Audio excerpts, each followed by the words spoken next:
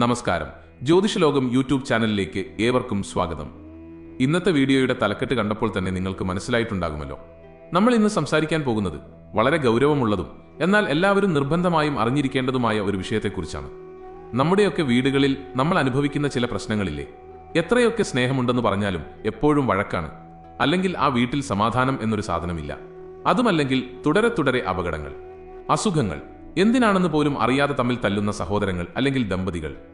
ഇതിനൊക്കെ എന്താണ് കാരണം എന്ന് നിങ്ങൾ എപ്പോഴെങ്കിലും ചിന്തിച്ചിട്ടുണ്ടോ? നമ്മൾ പറയും സമയം ശരിയല്ല എന്ന്.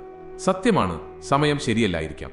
പക്ഷേ അതിനേക്കാൾ ഉപരിയായി നമ്മൾ ശ്രദ്ധിക്കേണ്ട ഒരു കാര്യമുണ്ട്.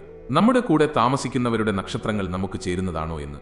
ഒരേ വീട്ടിൽ ഒരിക്കലും വരാൻ പാടില്ലാത്ത ചില നക്ഷത്രങ്ങളുണ്ട്. ഇവർ തമ്മിൽ ഒന്നിച്ചു വന്നാൽ അത് ആ വീടിന്റെ ഐശ്വര്യം കെടുത്തും എന്ന് മാത്രമല്ല, ചിലപ്പോൾ ജീവന് തന്നെ ഭീഷണിയാകുന്ന ദുർമരണങ്ങൾക്ക് വരെ കാരണമാകുന്ന സാഹചര്യങ്ങൾ ഉണ്ടാക്കിയേക്കാം. ജ്യോതിഷത്തിൽ ഇതിനെക്കുറിച്ച് വളരെ വ്യക്തമായി പറയുന്നുണ്ട്. ഇന്ന് നമ്മൾ അതാണ് പരിശോധിക്കാൻ പോകുന്നത്. ഏതൊക്കെയാണ് ആ നക്ഷത്രങ്ങൾ എന്നും എന്തുകൊണ്ടാണ് ഇങ്ങനെ സംഭവിക്കുന്നത് എന്നും നമുക്ക് നോക്കാം. ഇത് കേട്ടാരും പേടിക്കണ്ടട്ടോ. കാര്യങ്ങൾ അറിഞ്ഞിരുന്നാൽ നമുക്കതിനുള്ള പരിഹാരങ്ങൾ ചെയ്യാമല്ലോ. അതുകൊണ്ട് വീഡിയോ അവസാനം വരെ ശ്രദ്ധിച്ചു കേൾക്കുക. നമ്മുടെ പൂർവികർ വീട് വയ്ക്കുമ്പോഴും വിവാഹം കഴിക്കുമ്പോഴുമൊക്കെ നക്ഷത്രപ്പൊരുത്തം നോക്കുന്നത് വെറുതെയല്ല എന്ന് നമുക്കറിയാം. പക്ഷെ നമ്മൾ പലപ്പോഴും വിട്ടുപോകുന്ന ഒരു കാര്യമുണ്ട്. വിവാഹത്തിന് മാത്രമല്ല, ഒരു വീട്ടിൽ അച്ഛനും മകനും തമ്മിലോ സഹോദരങ്ങൾ തമ്മിലോ അല്ലെങ്കിൽ ബിസിനസ് പാർട്ണർമാർ തമ്മിലോ ഒക്കെ ഈ നക്ഷത്രപ്പൊരുത്തക്കേടുകൾ വരാം. ഇതിലേറ്റവും പ്രധാനപ്പെട്ടതും അപകടകരവുമായ ഒന്നാണ് മുന്നാൾ എന്ന് പറയുന്നത്. എന്താണ് ഈ മുന്നാൾ എന്ന് പലർക്കും അറിയില്ലായിരിക്കും. ഞാൻ ലളിതമായി പറഞ്ഞു തരാം. നമ്മുടെ നക്ഷത്രം തൊട്ട് എണ്ണുമ്പോൾ മൂന്നാമത് വരുന്ന നക്ഷത്രത്തെയാണ് മുന്നാൾ എന്ന് പറയുന്നത്. ഉദാഹരണത്തിന് നിങ്ങളുടേത് തിരുവാതിര നക്ഷത്രമാണെന്നിരിക്കട്ടെ. അപ്പോൾ തിരുവാതിര 1, പുണർദം 2, പൂയം 3. അപ്പോൾ തിരുവാതിര നക്ഷത്രക്കാരനെ സംബന്ധിച്ചിടത്തോളം പൂയം നക്ഷത്രം എന്ന് പറയുന്നത് മുന്നാളാണ്.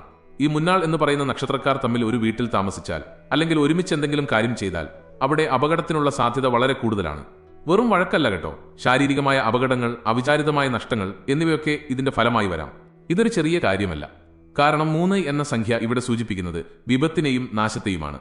വിപത്ത് നക്ഷത്രം എന്നാണ് ഇതിനെ ജ്യോതിഷത്തിൽ പറയുന്നത്. ഇപ്പോൾ നിങ്ങളൊന്ന് ആലോചിച്ചു നോക്കൂ.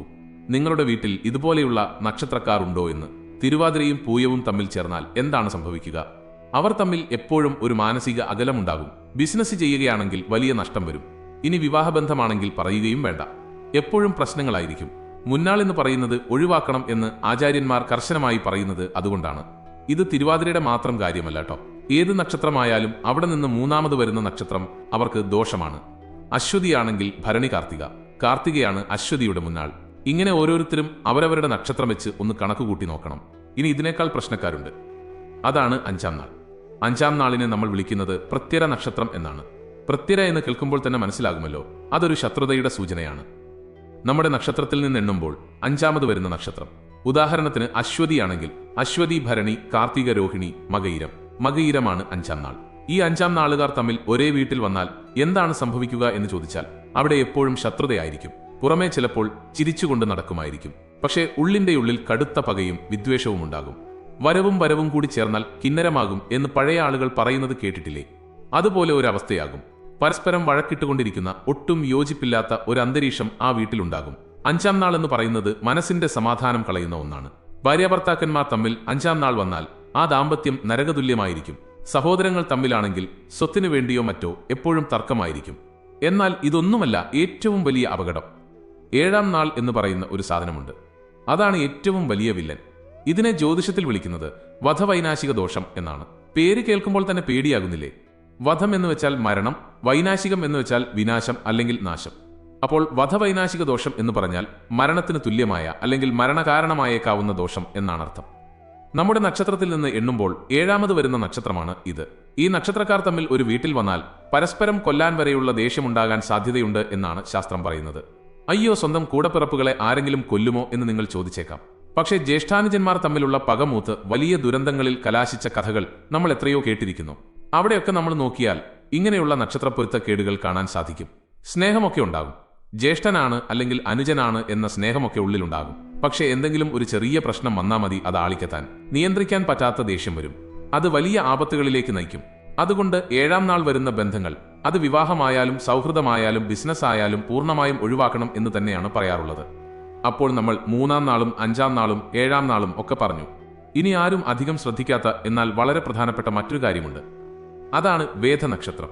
പലപ്പോഴും ജ്യോത്സ്യന്മാർ പോലും ഇത് വിട്ടുപോകാറുണ്ട്. അല്ലെങ്കിൽ അത്ര ഗൗരവമായി എടുക്കാറില്ല. പക്ഷേ അനുഭവത്തിൽ കണ്ടിട്ടുള്ള ഒരു കാര്യമാണ് വേദനക്ഷത്രങ്ങൾ തമ്മിൽ ചേർന്നാലുണ്ടാകുന്ന ബുദ്ധിമുട്ടുകൾ. എന്താണ് വേദം? വേദം എന്ന് പറഞ്ഞാൽ തടസ്സം അല്ലെങ്കിൽ തുളച്ചു കയറുന്നത് എന്നൊക്കെയാണ് അർത്ഥം. ഓരോ നക്ഷത്രത്തിനും ഓരോ വേദനക്ഷത്രമുണ്ട്. ഉദാഹരണത്തിന് അശ്വതി നക്ഷത്രത്തിന് തൃക്കേട്ടയാണ് വേദം, ഭരണിക്ക് അനിഴമാണ് വേദം, കാർത്തികയ്ക്ക് വിശാഖമാണ് വേദം, തിരുവാതിരയ്ക്ക് തിരുവോണമാണ് വേദം. ഇങ്ങനെ ഓരോ നക്ഷത്രത്തിനും കൃത്യമായ വേദനക്ഷത്രങ്ങളുണ്ട്. ഈ വേദനക്ഷത്രക്കാർ തമ്മിൽ ഒരുമിച്ചാൽ എന്താണ് കുഴപ്പം? ഇവർ തമ്മിൽ ചേർന്നാൽ കാര്യങ്ങളൊന്നും നടക്കില്ല, എവിടെ തൊട്ടാലും തടസ്സമായിരിക്കും. ബിസിനസ് പാർട്ണർമാർ വേദനക്ഷത്രക്കാരാണെങ്കിൽ ആ ബിസിനസ് പച്ച പിടിക്കില്ല. എത്ര പണം മുടക്കിയാലും അത് നഷ്ടത്തിലേക്കേ പോകൂ. ദമ്പതികൾ തമ്മിൽ വേദം വന്നാൽ അവർക്ക് കുട്ടികളുണ്ടാകാൻ താമസിക്കും, അല്ലെങ്കിൽ കുട്ടികൾക്ക് ആരോഗ്യ പ്രശ്നങ്ങൾ ഉണ്ടാകും. ജീവിതത്തിൽ എപ്പോഴും ഒരു കല്ലുകടി അനുഭവപ്പെടും. പരസ്പരം മനസ്സിലാക്കാൻ സാധിക്കില്ല. സ്നേഹം പ്രകടിപ്പിക്കാൻ നോക്കുമ്പോൾ അത് വെറുപ്പായി മാറും. അതാണ് വേദത്തിന്റെ പ്രത്യേകത. അതുകൊണ്ട് ഒരു വീട്ടിൽ താമസിക്കുന്നവർ തമ്മിൽ വേദനക്ഷത്രമാണോ എന്ന് നോക്കുന്നത് വളരെ നല്ലതാണ്. അങ്ങനെയാണെങ്കിൽ അതിനുള്ള പരിഹാരങ്ങൾ ചെയ്യേണ്ടി വരും, അല്ലെങ്കിൽ ജീവിതം മുന്നോട്ട് കൊണ്ടുപോകാൻ വലിയ പ്രയാസമായിരിക്കും. ഇതൊക്കെ കേൾക്കുമ്പോൾ നിങ്ങൾക്ക് സ്വാഭാവികമായും ഒരു സംശയം തോന്നാം. അപ്പോൾ പിന്നെ ഒരേ നക്ഷത്രക്കാർ ഒരു വീട്ടിൽ വന്നാലോ? ഉദാഹരണത്തിന് അച്ഛനും മകനും ഒരേ നക്ഷത്രം, അല്ലെങ്കിൽ ഭർത്താവും ഭാര്യയും ഒരേ നക്ഷത്രം. ഇത് നല്ലതാണോ ചീത്തയാണോ? പലരും പറയാറുണ്ട് ഒരേ നക്ഷത്രം വന്നാൽ ദോഷമാണ് എന്ന്, ഏക നക്ഷത്രം എന്ന് പറയും. എന്നാൽ ജ്യോതിഷ ഗ്രന്ഥങ്ങളിൽ ഒരേ നക്ഷത്രം വന്നാൽ ദോഷമാണ് എന്ന് എവിടെയും വ്യക്തമായി പറയുന്നില്ല. ഞാൻ വായിച്ചിട്ടുള്ള ഗ്രന്ഥങ്ങളിലൊന്നും അങ്ങനെ ഒരു ദോഷം കണ്ടിട്ടില്ല. അതുകൊണ്ടത് നല്ലതാണെന്ന് തന്നെ വേണം കരുതാൻ.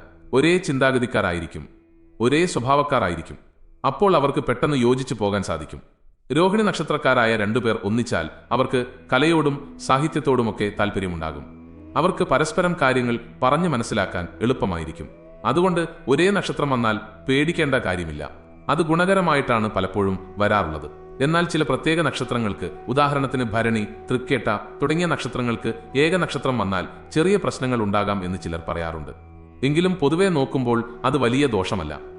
ഇനി നമുക്ക് മറ്റൊരു പ്രധാനപ്പെട്ട വിഷയത്തിലേക്ക് വരാം. ഇതൊക്കെ കേട്ട് പേടിച്ചിരിക്കുന്നവരുണ്ടാകും. അയ്യോ, എന്റെ ഭർത്താവിന്റെ നക്ഷത്രം എനിക്ക് 7-ാം നാളാണല്ലോ, അല്ലെങ്കിൽ എന്റെ മകന്റെ നക്ഷത്രം എനിക്ക് മുന്നാളാണല്ലോ എന്നൊക്കെ ഓർത്ത് വിഷമിക്കുന്നവർ. അവർക്ക് എന്താണ് പരിഹാരം? ഇവിടെയാണ് നമ്മൾ ഈശ്വരാരാധനയുടെയും ഉപാസനയുടെയും മഹത്വം മനസ്സിലാക്കേണ്ടത്. നക്ഷത്രങ്ങൾ ഉണ്ടാക്കുന്ന ദോഷങ്ങളെ മറികടക്കാൻ ഈശ്വരാനുഗ്രഹം കൊണ്ട് സാധിക്കും. പക്ഷേ അവിടെയും നമ്മൾ ശ്രദ്ധിക്കേണ്ട ഒരു കാര്യമുണ്ട്. ഏത് ദൈവത്തെയാണ് പ്രാർത്ഥിക്കേണ്ടത്? സാധാരണ നമ്മൾ കേൾക്കാറുണ്ട് തിരുവാതിര നക്ഷത്രക്കാർ ശിവനെ പ്രാർത്ഥിക്കണം, മകം നക്ഷത്രക്കാർ ചോറ്റാനിക്കര അമ്മയെ പ്രാർത്ഥിക്കണമെന്നൊക്കെ. ഇത് തെറ്റല്ല, പക്ഷേ അതുമാത്രം പോരാ. നമ്മൾ പ്രാർത്ഥിക്കേണ്ട ദൈവം ഏതാണെന്ന് തീരുമാനിക്കേണ്ടത് നമ്മുടെ ലഗ്നം നോക്കിയിട്ടാണ്. എന്താണ് ലഗ്നം? നമ്മൾ ജനിക്കുന്ന സമയത്ത് കിഴക്ക് ഉദിച്ചു നിൽക്കുന്ന രാശി ഏതാണോ അതാണ് നമ്മുടെ ലഗ്നം. ആ സമയത്തെ ഗ്രഹനിലയുടെ ഒരു ഫോട്ടോസ്റ്റാറ്റാണത്. ആ ലഗ്നം അനുസരിച്ച് നമുക്ക് അനുകൂലമായ ഗ്രഹം ഏതാണോ ആ ഗ്രഹത്തിന്റെ ദേവതയെ വേണം നമ്മൾ ഉപാസിക്കാൻ. അല്ലാതെ നക്ഷത്രം മാത്രം നോക്കി പൂജ ചെയ്തതുകൊണ്ട് പൂർണ്ണ ഫലം കിട്ടണമെന്നില്ല.